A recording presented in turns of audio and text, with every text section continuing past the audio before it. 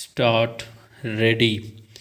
Prime Minister Imran Khan is to be commended for keeping his word and releasing the findings of two investigations into the recent sugar and wheat flour shortages that lead to an increase in the price of these items. Full stop.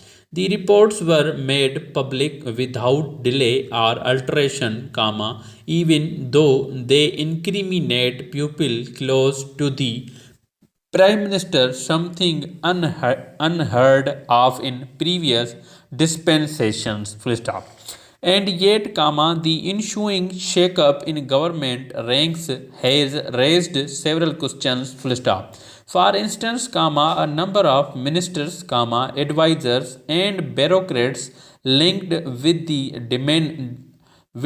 damning probe have been given other portfolios. Was this reshuffle essentially a face saving exercise? Indeed, any action at this stage is a little premature. Full stop.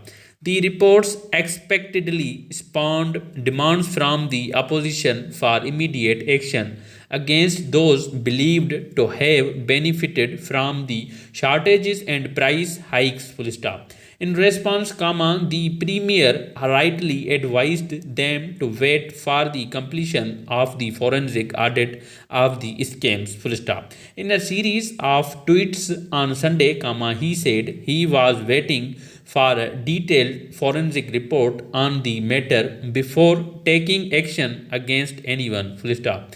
A high powered commission is expected to finalize the audit by April 25. Full stop. He also said that after these reports come out, no powerful lobby would be able to profiteer at the expense of our public. Full stop.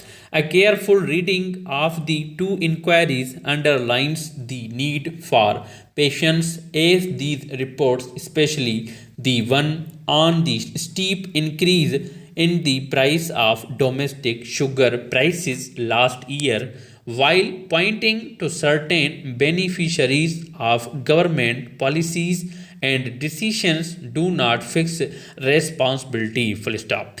All this has only added to the mystery of the reshuffle. Full stop.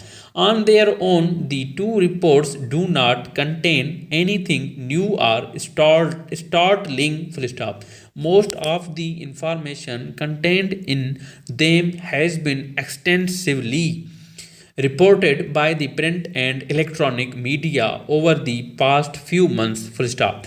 But what the reports do confirm is the deep connection between politics and the sugar and wheat trade as a whole. Full stop. The investigators appear reluctant to pin direct blame on the politicians and officials linked to the ruling party for fear of influencing the federal and provincial policies on sugar and wheat. Full stop.